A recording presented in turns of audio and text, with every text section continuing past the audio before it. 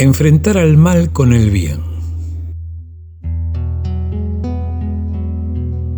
En Filadelfia, en la Decápolis, estaba trabajando Santiago y su grupo.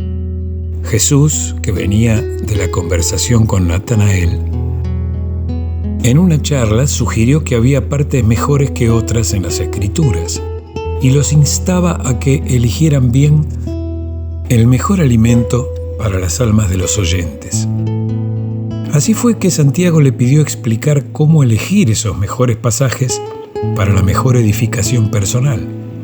Y Jesús le dijo: cuando leas las Escrituras, Santiago, debes buscar las enseñanzas eternamente verdaderas y divinamente hermosas, como por ejemplo, y citó: «Crea en mí, oh Señor, un corazón limpio. El Señor es mi pastor, nada me faltará. Deberías amar a tu prójimo como a ti mismo. Porque yo, el Señor tu Dios, sostendré tu mano derecha diciendo: no temas, yo te ayudaré. Las naciones ya no aprenderán a hacer la guerra». Y otras frases. Ya con Natanael, Jesús había explicado que el gran error estaba en presentar las Escrituras como libros herméticos de misterios y sabiduría que alguien o solamente los sabios eran capaces de interpretar. Las revelaciones de la verdad no pueden estar precintadas ni ocultas, salvo para la ignorancia humana, la intolerancia o la beatería. La luz de las Escrituras queda empañada por los prejuicios y oscurecida por la superstición de quienes las interpretan. En muchos hay miedo a la autoridad de los escritos sagrados y esto impide a las almas honradas aceptar la nueva luz del Evangelio que anhelaron con tanta intensidad. Pero lo más triste, agregó Jesús, es que muchos de los que enseñan santidad desde ese tradicionalismo conocen esta verdad y son conscientes plenamente de estas limitaciones de las Escrituras, pero son moralmente cobardes para decirlo o intelectualmente deshonestos para reconocerlo.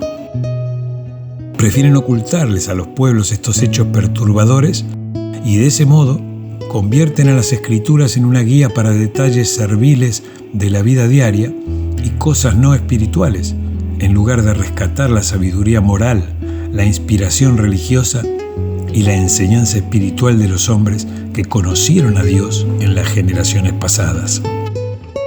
Jesús proponía entonces apropiarse de lo mejor que tenían las Escrituras hebreas para volcarlas a las enseñanzas del reino. Algunas religiones hablaban de la idea de un Dios cerca del hombre, pero Jesús mostró a Dios como un Padre amoroso, pendiente del bienestar de sus hijos que dependen de Él, y esta fue la piedra angular de su religión.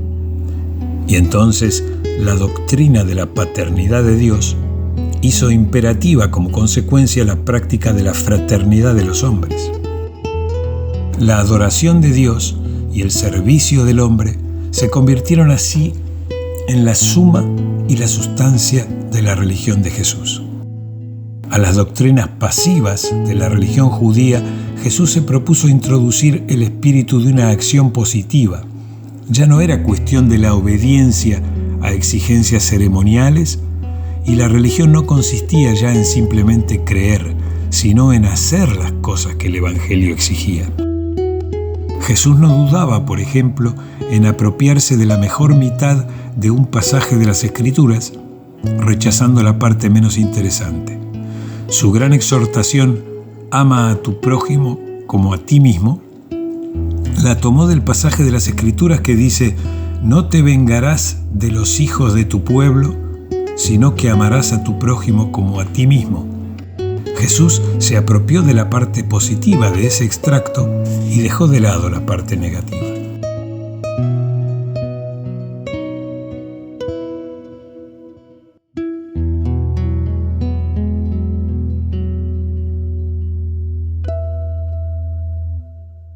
Dijo: si un enemigo te golpea en una mejilla, no te quedes allí mudo y pasivo, sino que adopta una actitud positiva y esto es ofrecerle la otra mejilla, es decir, hacer activamente todo lo posible por sacar del mal camino a tu hermano equivocado y llevarlo hacia los mejores senderos de una vida recta.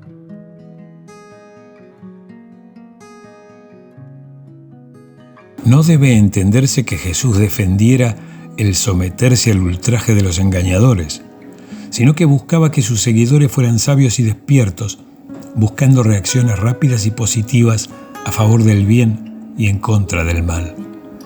No olvidemos que el verdadero bien es más poderoso que el mal más nocivo. Así vivió Jesús, yendo de un lado a otro, haciendo el bien.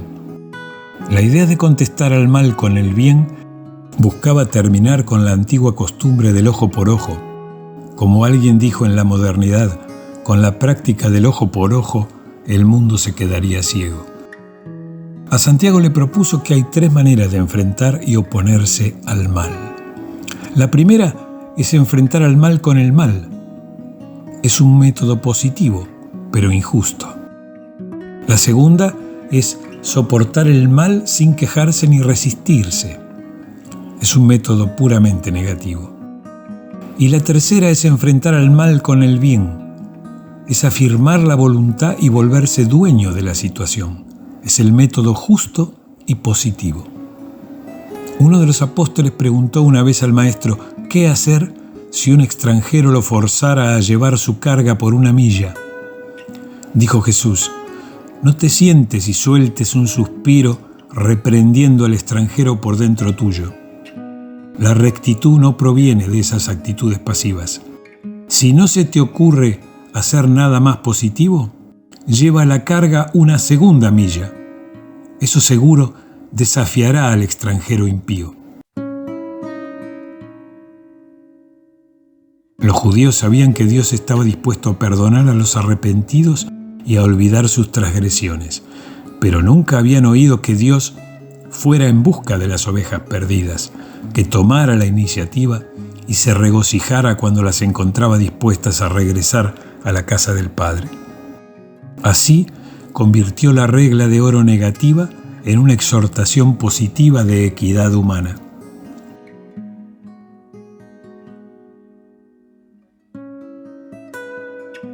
La misión en la Decápolis terminó tras 4 semanas y el 16 de septiembre del año 29 se congregaron otra vez en Magadán. La experiencia dejó un éxito moderado, aunque cientos de almas fueron recibidas por el reino.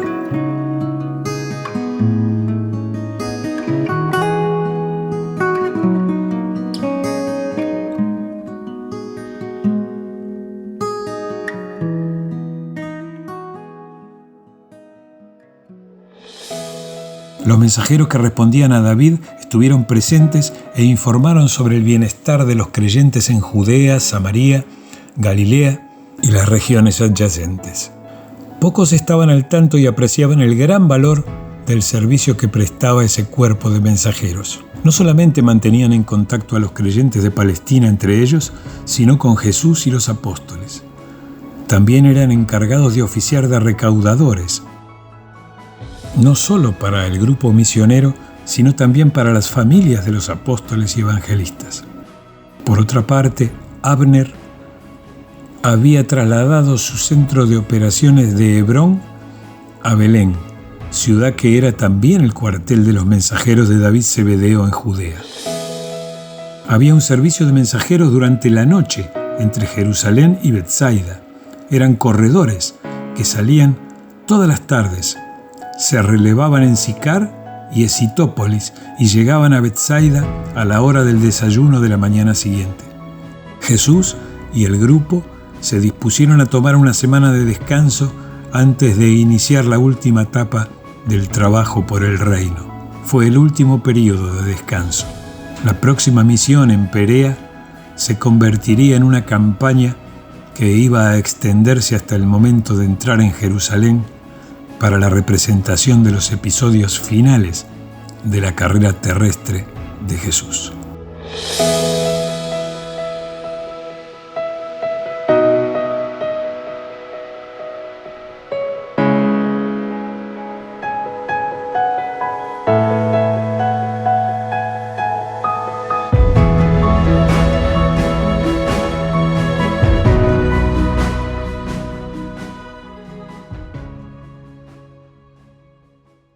Si quieres el texto completo del tomo 1 del Evangelio para el siglo XXI, abajo del video encontrarás el link desde donde bajarlo.